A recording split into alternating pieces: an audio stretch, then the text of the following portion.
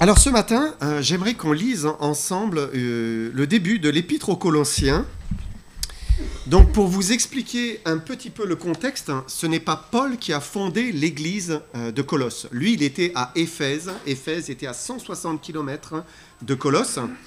Et c'est l'église d'Éphèse, finalement, en rayonnant, et notamment par un frère qui s'appelle Épaphras, qui a évangélisé, et c'est comme ça qu'est née l'église de Colosse. Voilà un petit peu pour le contexte. On va lire ensemble Colossiens 1, versets 1 à 5. Il est dit, Paul, apôtre de Jésus-Christ, par la volonté de Dieu, et le frère Timothée, aux saints et fidèles frères en Christ qui sont à Colosse. Que la grâce et la paix vous soient données de la part de Dieu notre Père. Nous rendons grâce à Dieu, le Père de notre Seigneur Jésus-Christ, et nous ne cessons de prier pour vous, ayant été informés de votre foi en Jésus-Christ et de votre amour pour tous les saints, à cause de l'espérance qui vous est réservée dans les cieux, et que la parole de la vérité, la parole de l'Évangile, vous a précédemment fait connaître. Je vais juste encore m'incliner une fois dans la prière. Seigneur, merci. Merci, Père, pour ce moment que tu nous donnes ensemble, où on peut s'exhorter, s'encourager, écouter ta parole, chanter des cantiques, te louer, t'adorer déjà en esprit et en vérité. Seigneur, que tu veuilles bénir ce moment, parce que tout vient de toi. Nous espérons en toi. Merci, Père, au nom de Jésus-Christ. Amen.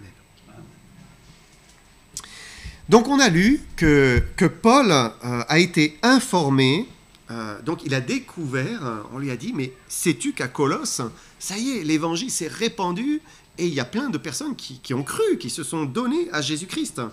Et il rend grâce à Dieu parce que sans aucun doute, eh bien, il y a des hommes et des femmes qui manifestaient les vraies caractéristiques du christianisme, là, dans cette ville de Colosse. Quelles sont les caractéristiques d'un vrai christianisme? On va commencer par cela. Paul le dit d'abord, verset 4. Il dit « Ayant été informé de votre foi en Jésus-Christ et de votre amour pour tous les saints. » Et on peut dire que la première caractéristique d'un vrai christianisme, c'est la foi en Jésus-Christ. La foi en Jésus-Christ. Et on peut dire que tout commence là, finalement. Le jour où le pécheur se repent et place sa foi en Jésus pour être sauvé, pour être pardonné, pour avoir la vie éternelle. Qu'est-ce que ça veut dire avoir la foi? Avoir foi, c'est simplement avoir confiance. Simplement avoir confiance. J'ai foi en quelqu'un si je place ma confiance en lui. Voilà, je peux lui laisser mes clés, je te fais confiance. J'ai foi en lui. J'ai foi en lui.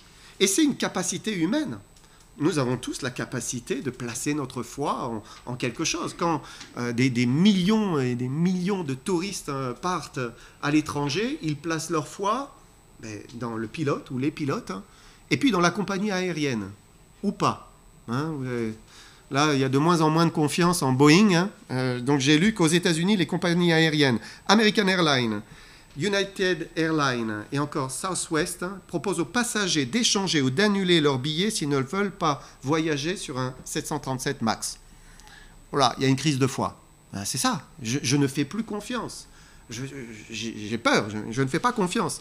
Et donc la foi, c'est quelque chose d'humain. Nous avons la capacité de faire confiance.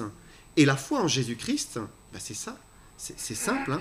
Il s'agit de lui faire confiance pour son pardon, pour le salut et l'éternité, en fait. Je te fais confiance, Seigneur Jésus, que tu me sauves, que tu me pardonnes et que tu me donnes la vie éternelle, parce que je me repens et parce que je crois en toi de tout mon cœur. Et les Colossiens, eh bien, c'est ce qu'ils avaient fait. Ils avaient placé leur foi en Jésus seul.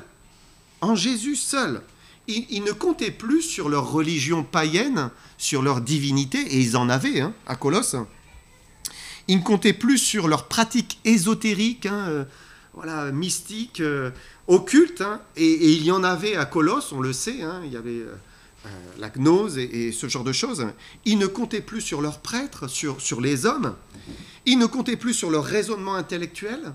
Ils ne comptaient pas non plus, ou plus, sur le fait qu'ils n'étaient pas des grands pécheurs. Vous savez, des fois on se dit « Oh, moi je ne suis pas un grand pécheur, donc Dieu va m'accepter. » Non. Non, le péché est coupable. Hein. Le péché conduit loin de lui, dans les ténèbres. Au contraire, ils étaient convaincus de péché et ils se sont reposés sur Jésus seul. Ils ne faisaient confiance qu'à Jésus seul pour leur salut, pour être sauvés, pardonnés. Ça, c'est la première caractéristique d'un christianisme qui est authentique. Les protestants, vous savez, autrefois disaient « sola fide ». Ça veut dire « la foi seule ». Je place ma foi en Jésus-Christ seul. Deuxième caractéristique, on l'a lu, c'est l'amour. Ensuite, Paul a été informé de leur amour pour tous les saints. Et là, vous avez un autre trait distinctif du christianisme. Il y a un amour pour tous les saints en Jésus-Christ. Alors, il faut tout de suite expliquer. Parce que quand on entend les saints, on pourrait avoir tendance à penser les saints, c'est des personnes qui ont été canonisées, qui sont mortes, et puis l'Église catholique romaine les a élevés au rang de saints. C'est pas ça, les saints. Les saints, dans les Écritures, c'était des personnes vivantes, c'était les chrétiens, en fait. Pourquoi ? Parce qu'un chrétien, lorsqu'il est venu à Jésus-Christ et qu'il l'a accepté, il est déclaré saint par Dieu. Il n'est pas, dans les faits, parfaitement encore, mais c'est comme s'il l'est déjà, parce que Dieu le revêt de sa sainteté. Dieu est en train de le sanctifier, le transformer. Et un jour, il aura la réalité de la sainteté en lui. Mais en attendant, Dieu le considère déjà comme saint. Il l'appelle déjà saint. Donc c'est pour ça que Paul écrivait aux saints de Colosse. Et ici, il est question d'un amour pour tous les saints. Les frères de Colosse, ils ont eu un amour qui a commencé à grandir dans leur cœur pour tous les frères qu'ils avaient à Éphèse, à Thessalonique ou ailleurs, dans toutes les villes alentours. Et vous savez, immédiatement, les chrétiens se reconnaissent et s'aiment naturellement. Parce que l'esprit qui est en eux, c'est le lien, ce lien qui est invisible mais réel. Un vrai chrétien, il ne peut pas être isolé tout seul dans son coin et rester toujours tout seul. Sauf si il ne fait pas ce que Dieu lui demande et il est dans la désobéissance. Alors là, bien sûr, oui. Vous savez, il y a beaucoup qui se revendiquent du vrai christianisme. Ils vont dire même qu'ils veulent imiter Jésus parce qu'ils voient en Jésus un exemple suprême. Mais ils n'ont pas de compassion pour les frères. Les frères en Christ, les saints. Ils n'ont pas de compassion. Ils n'ont pas de désir d'être avec eux, pas d'attrait, pas d'envie d'être avec ceux qui professent s'être convertis à Jésus-Christ. Si vous leur parlez de la Bible, ils vont dire « la Bible, je connais ». Beaucoup disent « mais j'ai lu la Bible ». Des fois, quand on parle à quelqu'un, on parle de la Bible dans la rue. « mais je connais la Bible, je l'ai lue ». Qu'est-ce qu'il a lu ? Il n'a pas lu grand-chose. Souvent, les gens n'ont pas lu grand-chose des Écritures. Mais ils disent « je l'ai lu ». C'est vrai, j'ai mis un petit peu mon nez dedans. Certains, la lisent plus attentivement, c'est vrai. Mais quand vous leur parlez de se joindre au corps de Christ, à l'église locale, comme cette église de Colosse ou cette église d'Éphèse ou d'autres encore qu'il y a dans les Écritures, là, ça commence à fuser. Les arguments ou les réponses sortent. Par exemple, on va dire, il n'y a pas besoin d'aller à l'église pour être chrétien. Pas besoin, Ou bien quelqu'un peut dire aussi, si j'avais le temps, j'irais, mais je n'ai pas le temps d'aller à l'église, je suis désolé. Ou bien, moi je fais partie de l'église universelle, je n'ai pas besoin d'aller dans une église locale. Moi je fais partie de l'église universelle. Et aujourd'hui, vous savez, c'est de plus en plus le cas. Avec Internet, avec YouTube, on ne fait plus partie d'une église locale. On ne connaît plus des frères et sœurs dans le direct. Il n'y a plus une communion dans le direct. Tout est numérique. Et finalement, qu'est-ce que ça traduit, tout ça ? Ça peut traduire simplement qu'ils ne prennent pas le temps d'aimer les frères et sœurs physiquement, d'aller vers eux, d'apprendre à les connaître, à passer du temps avec eux, à discuter, à échanger, à prier, à communier. Ils ne prennent pas le temps. Alors, je ne dis pas qu'il n'y a pas d'amour. Les hommes aiment, nous aimons. nous avons été créés avec cette capacité d'aimer.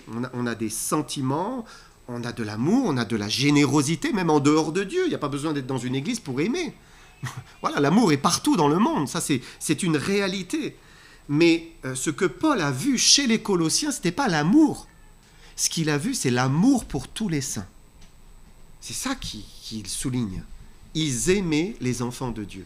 Et ça, c'est une autre caractéristique d'un vrai enfant de Dieu. C'est qu'il y a un amour pour les chrétiens. Il a envie de se rassembler, il a envie d'être avec eux, il a envie d'avoir une communion avec eux. Vous savez, quand vous allez dans les grandes villes, maintenant, il y a souvent des quartiers spécifiques. Vous allez à Paris, 13e, voilà, on sait, c'est quartier chinois. Vous allez à New York, il y a un quartier français, il y a un quartier latin, il y a différents quartiers. Pourquoi ? Parce que les hommes se regroupent et prennent du plaisir à se retrouver ensemble. Même langue, même culture. C'est la même chose avec les chrétiens. En fait, les chrétiens parlent le même langage. Ils ont le même esprit. Ils ont la même compréhension. Ils ont le même Dieu. Ils ont envie d'être ensemble. C'est pourquoi ? Parce que l'esprit les y pousse, en fait. C'est l'esprit qui nous pousse les uns vers les autres. Ça, c'est ce que Dieu fait dans le cœur des vrais enfants de Dieu. Deuxième caractéristique, donc, c'est l'amour pour les saints. Et troisième caractéristique, c'est le verset 5. Il dit « À cause de l'espérance qui vous est réservée dans les cieux, et que la parole de la vérité, l'évangile de votre salut, vous a précédemment fait connaître. » Et en découvrant la Bible, la parole de la vérité, l'évangile de leur salut, les Colossiens ont reçu une espérance qui est descendue dans leur cœur. Espérance, c'est pas juste un espoir. L'espérance dans la Bible, c'est pas quelque chose de vague, d'imprécis, de chancelant. Non, c'est une certitude, c'est une assurance que, ça y est, nous avons l'héritage, nous avons la vie éternelle. Pas parce que nous sommes meilleurs que les autres, pas du tout. Parfois, le péché en nous était bien pire que certains. Mais nous plaçons notre foi en Jésus-Christ et c'est lui qui nous sauve. Et donc l'assurance ne vient pas de nous, elle vient de Jésus. Je suis sauvé parce que Jésus m'a sauvé. Pas parce que je suis meilleur que mon voisin, mais parce que Jésus m'a fait grâce et m'a pardonné. Ça, cette espérance, elle caractérise les enfants de Dieu. Et Paul a vu cela chez les Colossiens et il dit, mais c'est merveilleux. Merveilleux, ça y est, il y a des vrais chrétiens, il y a une église qui est là-bas, à Colosse. Il s'est réjoui. Et c'est ce qu'il exprime, on va le lire maintenant au verset 6. Donc il parle de l'évangile et il dit « Il est au milieu de vous et dans le monde entier. Il porte des fruits. Il s'accroît, comme c'est aussi le cas parmi vous, depuis le jour où vous avez entendu et connu la grâce de Dieu, conformément à la vérité. » Et donc il parle de l'évangile, et il dit, mais l'évangile n'est pas sans force, il n'est pas faible, il n'est pas stérile, mais partout où il est prêché, il engendre la vie. Dieu sauve, Dieu fait une œuvre dans les cœurs. Et les premiers chrétiens, donc c'était à Jérusalem, ils se sont réunis, il y a eu la Pentecôte, et puis ils se sont mis à aller prêcher. Pierre a prêché à Jérusalem, des milliers se sont convertis. Après, il y a eu la persécution. Ils ont commencé à partir un petit peu partout. Ils se sont répandus en Asie mineure, sur les côtes de la mer Noire. Tite est parti évangéliser en Crète. Paul a fait 4 voyages successifs dans tout le bassin méditerranéen pour aller porter l'évangile. Pierre parle aussi de l'église à Babylone. On se demande s'il ne fait pas référence à Rome. Parce qu'à Rome, il y avait une grande communauté chrétienne. À la fin du IIe siècle, on dit qu'ils étaient près d'un tiers de la ville. C'est énorme. Et on les accusait aussi parce qu'on disait que les esclaves chrétiens, parce qu'il y avait des chrétiens qui étaient encore esclaves, gagnaient au salut les enfants et les mères, les femmes, dans les foyers. Donc, du coup, eh bien, l'évangile se répandait comme cela. Hein. Alors, il y a eu une succession de persécutions et finalement aussi de temps de paix hein, pour les chrétiens. Ça, c'est l'Empire de Rome. Et Épaphras, donc, lui, est parti à Colosse et il a prêché Jésus-Christ crucifié. Et là, eh bien, des personnes se sont réellement converties à Jésus-Christ hein, et est née cette église locale. Donc Paul entend, c'est merveilleux, et qu'est-ce qu'il dit? Il dit, eh bien, je prie pour vous, je prie pour vous. C'est ce qu'il dit au verset 3. Il dit, nous ne cessons de prier pour vous. Et il le répète au verset 9. C'est aussi pour cela que nous aussi, depuis le jour où nous en avons été informés, nous ne cessons de prier Dieu pour vous.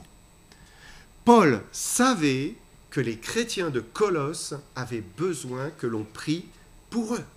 C'était important, il le répète 2 fois ici, dans quelques mots. Hein. Nous prions pour vous. Parce qu'il n'y a pas d'enfant de Dieu qui peut vivre sa foi sans la prière. C'est pas possible. Nous avons besoin de prier les uns pour les autres. J'ai besoin de prier, vous avez besoin que je prie pour vous, priez pour moi. Nous avons besoin de prier les uns pour les autres. C'est vraiment important. Et vous savez, si l'œuvre du Saint-Esprit, parce que quand on vient à Jésus, nous recevons le Saint-Esprit, hein, si l'œuvre du Saint-Esprit est réelle dans nos cœurs, il y a aussi une autre chose qui est réelle, c'est la puissance hein, du mal, de la mauvaise nature, hein, et qui s'oppose à cette croissance spirituelle. Et on ne vient pas à bout de cette mauvaise nature par ses propres forces. C'est impossible. Il faut une puissance d'en haut. Il faut que Dieu agisse, il faut l'action de Dieu, et cette action, elle s'opère par la prière. Notre prière, hein, on prie pour soi-même, et puis la prière des autres, pour nous. Pourquoi? Parce que l'homme est par nature autosuffisant, indépendant et orgueilleux.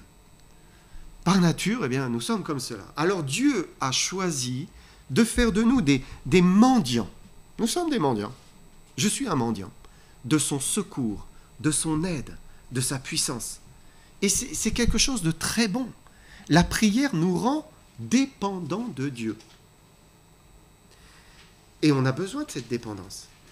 Parce que quand on vit dans la dépendance de Dieu, on vit dans l'affranchissement du péché. Et vous savez, c'est soit l'un, soit l'autre. Hein. Soit vous êtes dépendant de votre péché, soit vous êtes dépendant de Dieu. Et les deux ne vont pas ensemble. Donc, il faut faire un choix, en fait. Si vous choisissez la dépendance de Dieu, alors vous allez être affranchi petit à petit de vos péchés. Et puis l'homme est aussi naturellement égoïste.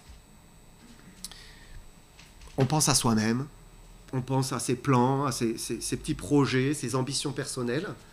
Et la prière bien, nous aide à nous arracher à nous-mêmes et à nous occuper des autres, à nous soucier des autres. Que les autres prennent de la place dans notre vie et qu'on soit prêt à offrir notre vie pour eux. Ça, c'est ce que faisait Paul pour les frères de Colosse. Il priait pour eux. Voilà. Nous ne cessons tous les jours. Je prie pour vous. Quelle bénédiction! Vous qui êtes enfant de Dieu, qui le savez, est-ce que parfois vous n'avez pas déjà vécu comme un boost dans votre journée? Mais qu'est-ce qui se passe là? Il y a un amour, un désir d'aller vers le Seigneur qui monte par le Saint-Esprit. Quelqu'un prie pour vous. Quelqu'un prie pour vous. Quelle bénédiction d'avoir quelqu'un qui prie pour vous. C'est un bienfait. Hein? Quelqu'un qui a de l'ambition, pas pour lui-même, mais pour les autres. Paul portait, priait les Colossiens, et sa prière était riche, elle était profonde. En fait, il visait l'excellence spirituelle. On va lire ensemble cette prière. Regardez versets 9 à 11. C'est pour cela que nous aussi, depuis le jour où nous en avons été informés, nous ne cessons de prier Dieu pour vous. Nous demandons que vous soyez remplis de la connaissance de sa volonté, en toute sagesse et intelligence spirituelle, pour marcher d'une manière digne du Seigneur et lui être entièrement agréable, portant des fruits en toutes sortes de bonnes œuvres et croissant par la connaissance de Dieu, fortifié à tous égards par sa puissance glorieuse, en sorte que vous soyez toujours et avec joie, persévérants et patients. Paul a une vision claire, parfaite de ce que doit être un chrétien. Qu'est-ce que doit être un chrétien? Alors, il ne prie pas pour le petit bobo de tante sœur Clara, même s'il pouvait, c'est possible. Il ne prie pas pour la roue de la charrette de frère Antoine qui s'est cassée, même si on peut prier pour les choses matérielles aussi, bien sûr. Non, il entre dans les lieux célestes et il intercède devant le trône de la grâce, c'est ainsi que la parole de Dieu le décrit, pour les choses qui concernent la vie en Christ, la vie intérieure. Sa requête, elle est élevée. Elle vise une transformation intérieure. C'est ça qui était important. Et quelle prière, quelle vision de ce que nous devons être et faire. Vraiment, il visait l'excellence pour ses frères et sœurs. Il voulait le meilleur. Il voulait que leur vie soit à la hauteur de l'appel de Jésus-Christ, de l'appel du Dieu vivant. Parce que s'ils étaient des fils et des filles du grand roi, s'ils étaient des enfants du ciel, avec l'esprit du Créateur en eux, alors il fallait qu'ils parviennent à une vie qui soit digne de ce Dieu qui les avait sauvés. Il faut aller tendre vers cette vie-là. Alors, Paul développe comment? Quand vous lisez la Bible, mais il y a un plan qui est très clair, qui est déjà écrit. Dieu a tout écrit. Tout à l'heure, je vous parlais, alors la terre entière l'adorera. Mais ça fait partie du plan. Ça, c'est la finalité. Quand vous lisez la Bible, vous voyez, il y a un commencement. Comment ça s'est passé au commencement? Comment ça a évolué? Quelles sont les décisions que Dieu a prises? Et puis vous voyez le plan jusqu'à la fin. La finalité, le but. Dieu n'agit pas d'une manière désordonnée, un peu comme quand on se lève, je ne sais pas ce que je vais faire aujourd'hui, je ne sais pas ce que je vais faire demain, de mon année, de ma vie. Non, Dieu a un plan. Dieu est ordonné. Et le plan pour le monde, il est dans la Bible. Tout est écrit. Tout est écrit, on connaît déjà la fin. Mais si Dieu a un plan pour le monde, Dieu a un plan aussi pour nous. Pour nous, ses enfants, il a un plan. Et la prière de l'apôtre nous le révèle. Regardez verset 9, la deuxième partie. Il dit, nous demandons que vous soyez remplis de la connaissance de sa volonté, en toute sagesse et intelligence spirituelle.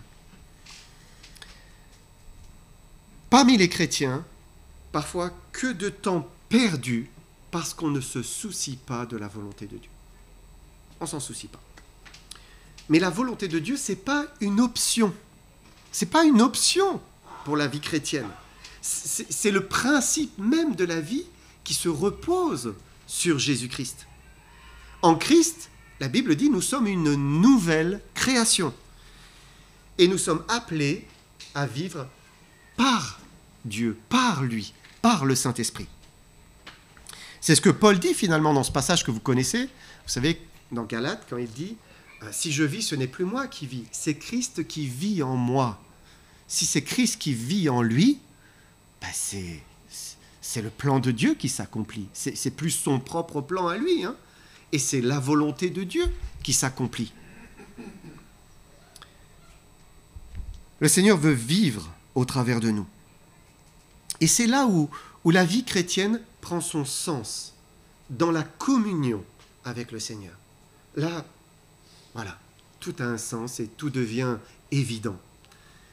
Marcher avec Dieu.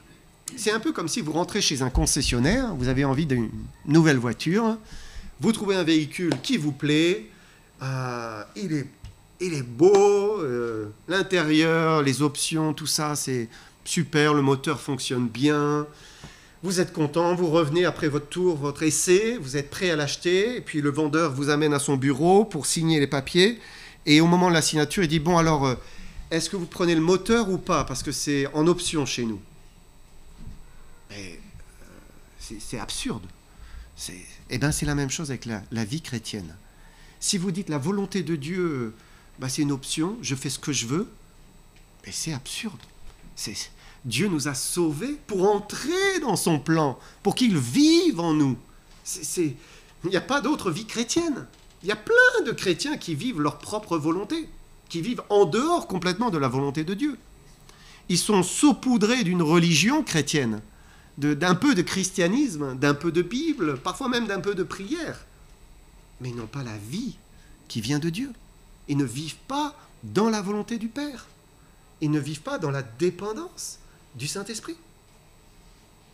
Et nous sommes appelés à vivre par Jésus-Christ, par son Esprit en nous.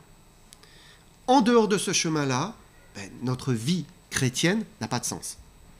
Elle n'a pas de direction, pas de but. La volonté de Dieu, c'est la base, c'est le commencement sur laquelle on commence à construire sa vie avec Dieu. Et on avance de progrès en progrès.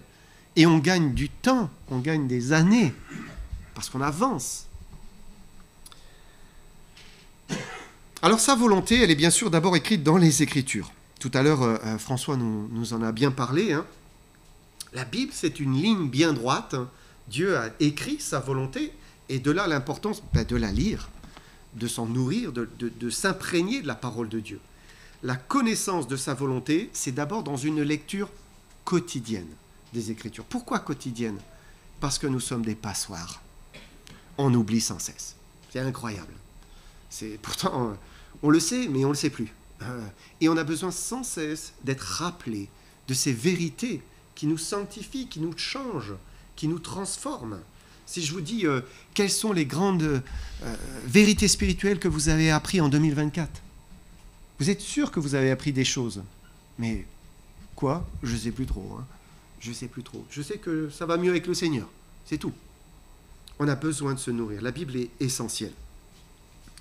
Mais sa volonté n'est pas que dans les Écritures. Sa volonté, c'est aussi de comprendre ce qu'il veut pour nous dans la vie quotidienne, chaque jour, à chaque instant. Dieu veut qu'on vive dans la dépendance, dans l'obéissance, dans la communion avec son esprit. Et il veut qu'on apprenne à discerner sa volonté jour après jour. Qu'est-ce que Dieu attend de moi? Quelle direction il veut que je prenne? Est-ce que ça, oui, ça, non? Et ça, c'est un vrai défi pour le chrétien. C'est un défi. Ça demande un effort.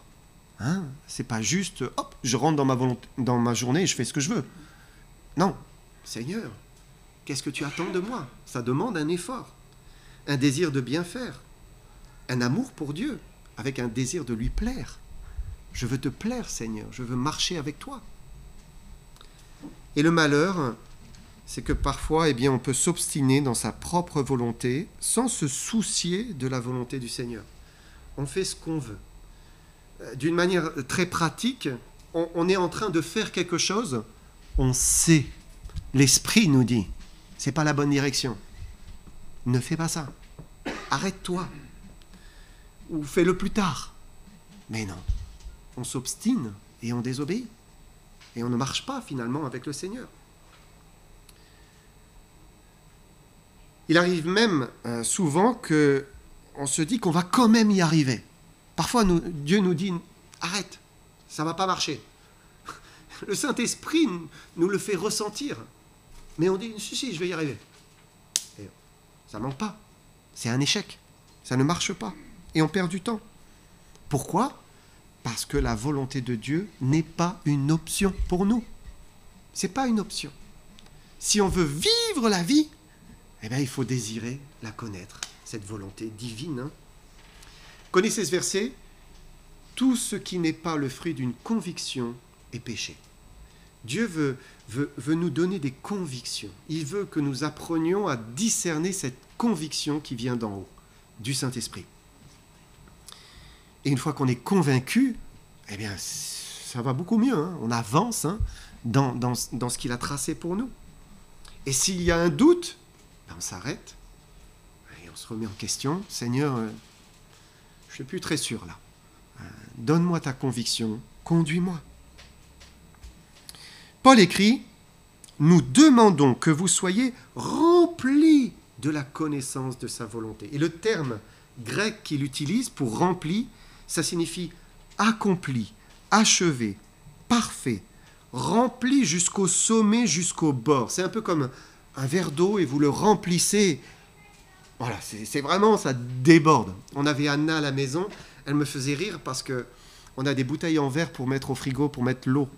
Et Anna le remplissait, mais vraiment. Quand on débouchait, ploup, ça faisait partout. Mais c'est ce que Dieu veut au sujet de sa volonté. Il veut nous remplir de cette connaissance de la volonté de Dieu.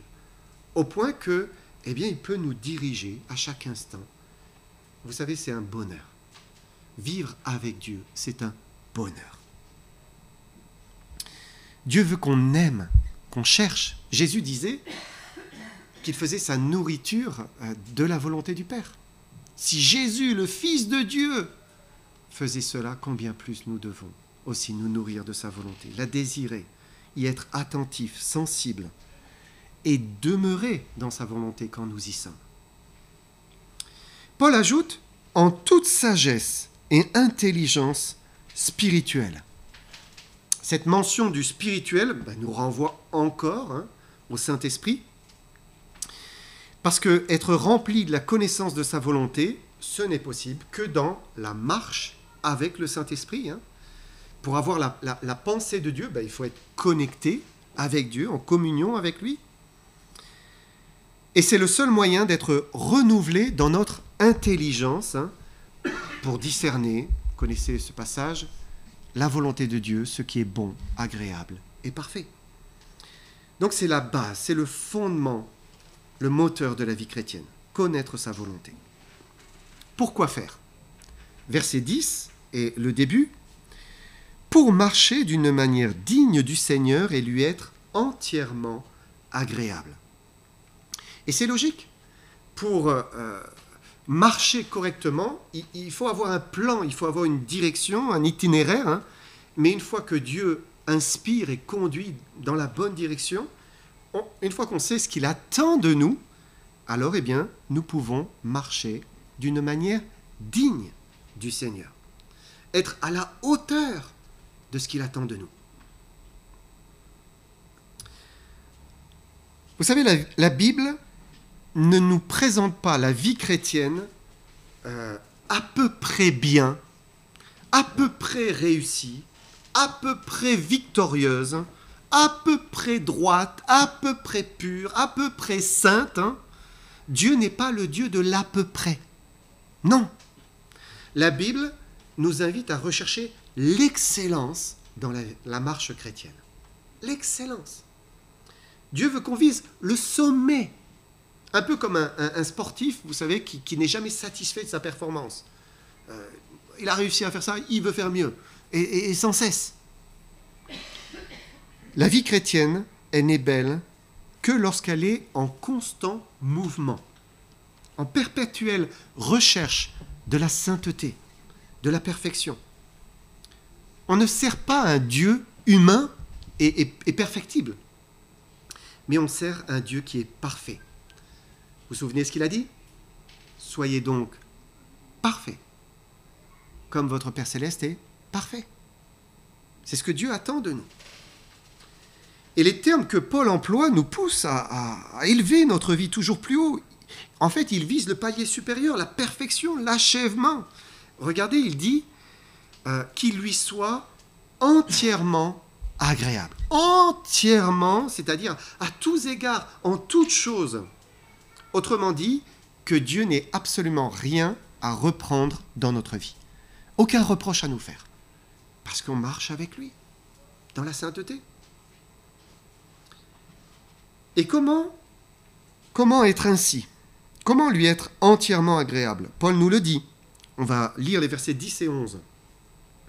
« pour marcher d'une manière digne du Seigneur et lui être entièrement agréable, portant des fruits en toutes sortes de bonnes œuvres et croissant par la connaissance de Dieu, fortifié à tous égards par sa puissance glorieuse, en sorte que vous soyez toujours et avec joie, persévérants et patients. Là, on arrive au sommet du développement de l'apôtre. Quel est le but? Quelle est la finalité? Où Dieu nous mène-t-il? Il veut qu'on lui soit d'abord agréable en portant des fruits en toutes sortes de bonnes œuvres. Et on comprend que la volonté de Dieu nous conduit vers des fruits. Pour l'illustrer, j'aimerais qu'on prenne un autre passage, c'est Jésus en Jean 15, versets 4 à 5. Jean 15, versets 4 à 5. Jésus dit, « Demeurez en moi, et je demeurerai en vous. Comme le sarment ne peut de lui-même porter du fruit s'il ne demeure attaché au cep, ainsi vous ne le pouvez pas non plus si vous ne demeurez en moi. Je suis le cep, vous êtes les sarments. Celui qui demeure en moi et en qui je demeure porte beaucoup de fruits, car sans moi, vous ne pouvez rien faire. » Et là, on comprend que le fruit spirituel dont Dieu nous parle, il prend son origine dans la communion avec lui, en fait. C'est là où le fruit naît. Le fruit, ce n'est pas quelque chose qui sort de notre propre volonté, de nos propres actions. « Oh, je vais faire ça, et il va y avoir un beau fruit de bonté, de générosité. » Non, ça ne sort pas de nous. Pourquoi? Parce que nous sommes des pécheurs. Et parfois même, en voulant faire le bien, le péché est caché. Parce qu'il y a un désir de gloire, un désir de se faire voir, un désir de paraître, un désir de prendre quelque chose pour soi, un intérêt. Le péché est là. Le péché est caché. Et voilà, il est dans des endroits cachés de notre cœur. Donc on a besoin de marcher avec lui, dans la communion avec lui, pour porter du fruit. Et alors là, le fruit naît naturellement. Et il vient naturellement. Et vous savez, le fruit, ça ne se limite pas, parce qu'on entend parfois le fait de partager l'évangile, ça ne se limite pas à ça. Le fruit, il est large, il est abondant, il est multiple. Paul dit, portant des fruits en toutes sortes de bonnes œuvres. Donc ça décrit un éventail de choses que nous pouvons faire pour Dieu, par Dieu. Quand on demeure en lui, on demeure dans sa volonté, eh bien, naturellement, hop, des fruits se manifestent. Pourquoi? Parce qu'il vit en nous.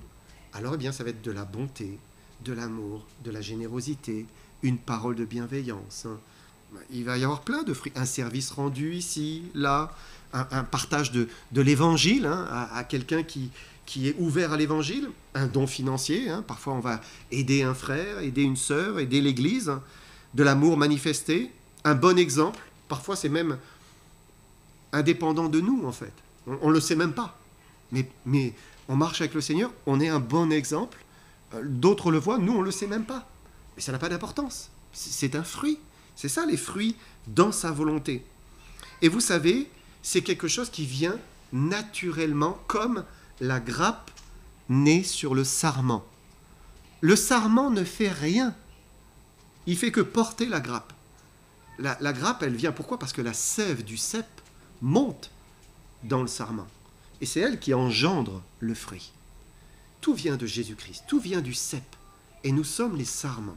Si nous demeurons en lui, alors naturellement, dans sa volonté, nous allons porter du fruit. C'est pour cela qu'il faut chercher, désirer, être dépendant, être rivé à sa volonté. Deuxième chose, il veut qu'on lui soit agréable en croissant par la connaissance de Dieu. Quel exercice est plus noble, plus beau que de croître par la connaissance de Dieu. Dans le catéchisme abrégé de Westminster, donc je vous l'ai mis là, à la question « Qui est Dieu ?», on trouve cette réponse. Dieu est un esprit infini, éternel, immuable dans son être, sa sagesse, sa puissance, sa sainteté, sa justice, sa bonté, sa vérité.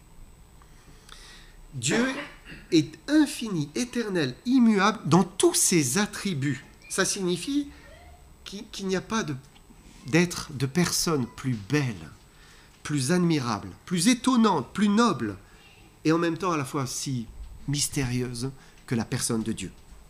Nul ne l'égale, nul ne lui ressemble.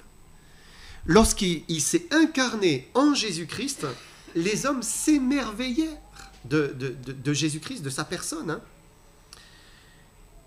C'était incroyable pour eux. Sa sagesse, son amour, ses paroles, sa puissance, ça touchait les cœurs, si bien que même à un moment, ils dirent « il fait tout à merveille ». Voilà, ils étaient subjugués par la personne de Dieu, finalement. Hein. Et les disciples, ils ne voulaient plus le quitter. Ces disciples, ils l'écoutaient, ils l'observaient, ils l'entouraient, sans réaliser que finalement, ils étaient en train d'étudier, d'essayer de comprendre, de sonder la personne de Dieu. C'est ça. Et sans le savoir, ils croissaient dans la connaissance de Dieu. Ils apprenaient à connaître Dieu au contact de Jésus-Christ. J'aimerais vous donner une autre citation de Spurgeon. Donc, Spurgeon est un prédicateur, pasteur qui était à Londres. Hein.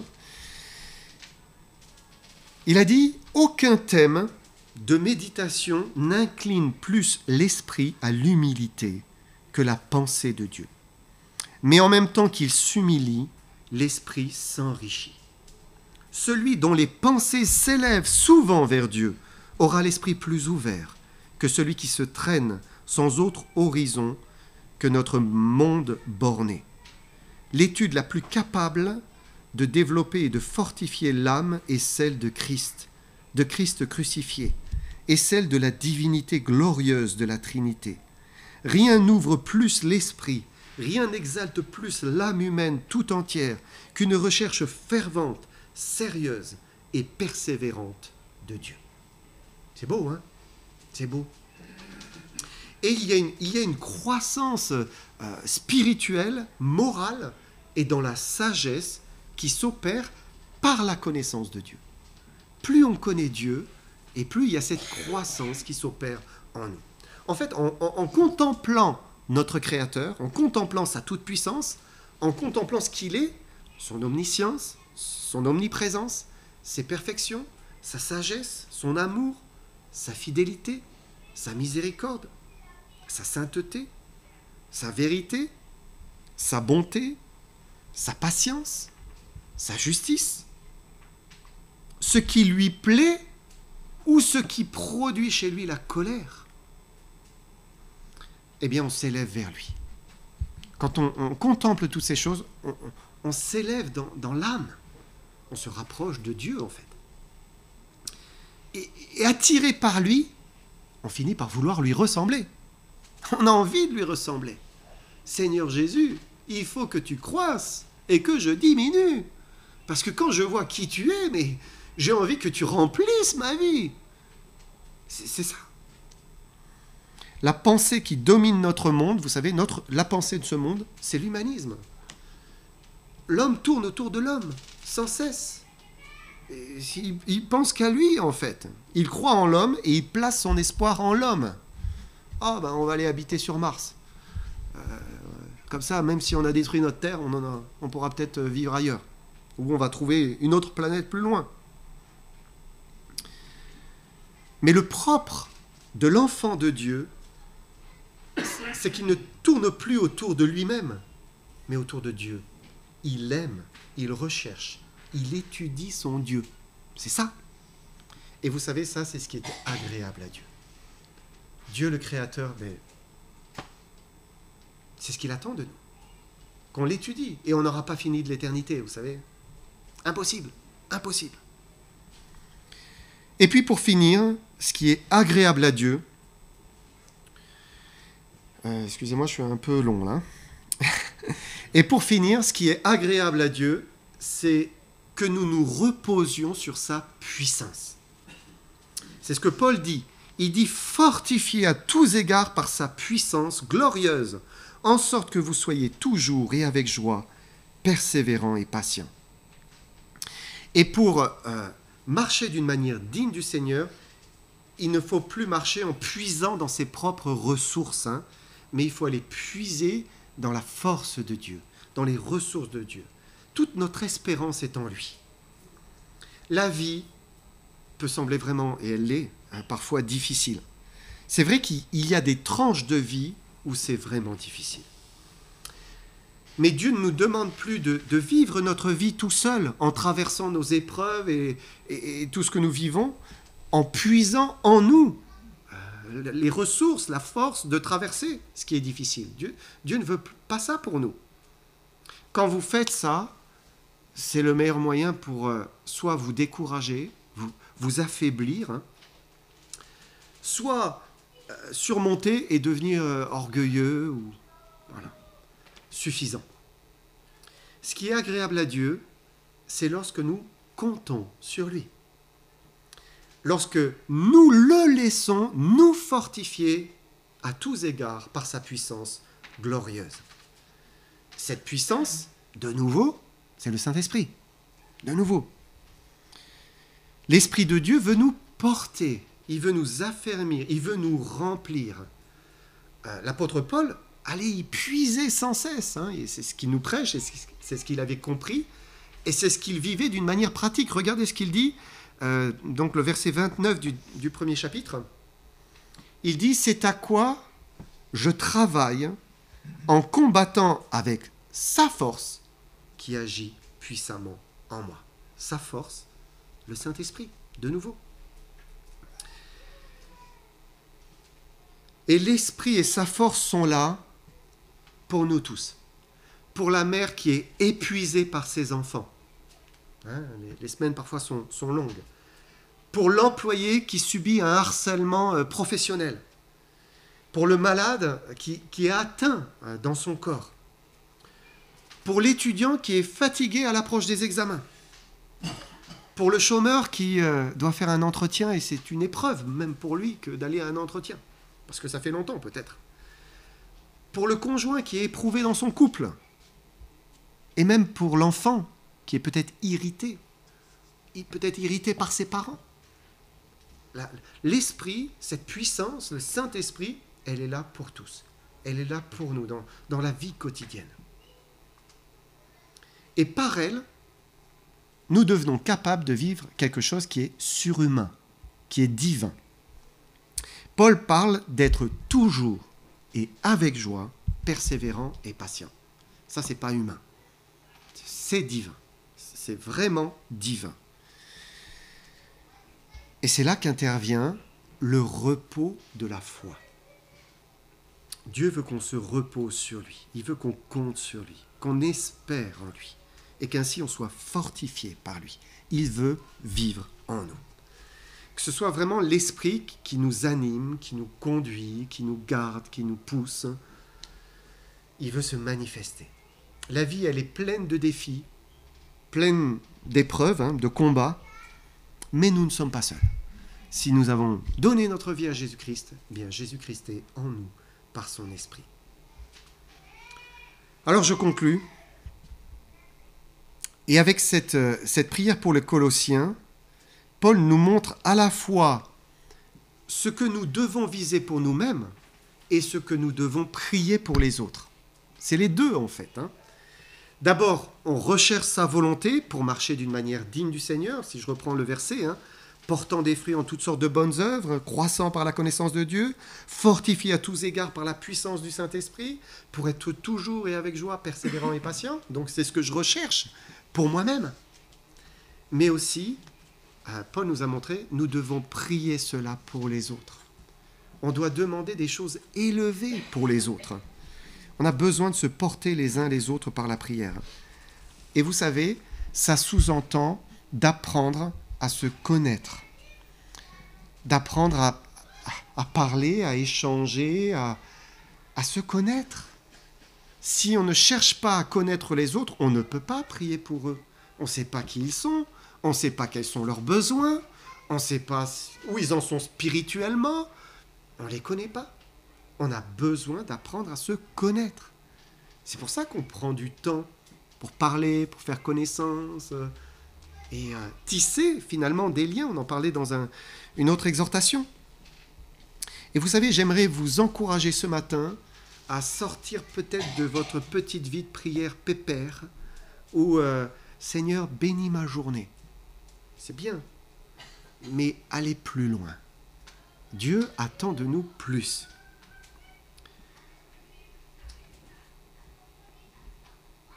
Vous ne priez pas aujourd'hui pour quelqu'un. Commencez. Vous priez peut-être pour quelqu'un, pour votre famille, mais vous ne priez pas pour les frères et sœurs. Commencez. Vous priez pour les frères et sœurs, quelques-uns que vous connaissez. Cherchez à en connaître d'autres. Portez les fardeaux des autres. Intéressez-vous aux autres. Priez pour l'école du dimanche, pour les monitrices, les moniteurs. Priez pour les enfants. Priez pour la prédication. Priez pour chacun qui œuvre silencieusement et secrètement dans l'Église. Dieu pourrait agir seul. Il fait ce qu'il veut. Il est puissant. Mais il a choisi d'œuvrer par son esprit au travers de nous. Et c'est ça qui est merveilleux en fait. C'est de voir que Dieu agit, se manifeste, apparaît chez l'un, apparaît chez l'autre, parle par l'un, parle par l'autre, prie par l'un, prie par l'autre. C'est merveilleux de voir Dieu. Quand vous voyez Dieu, voilà, vous êtes attirés. Dieu nous attend. Nos prières comptent. Amen.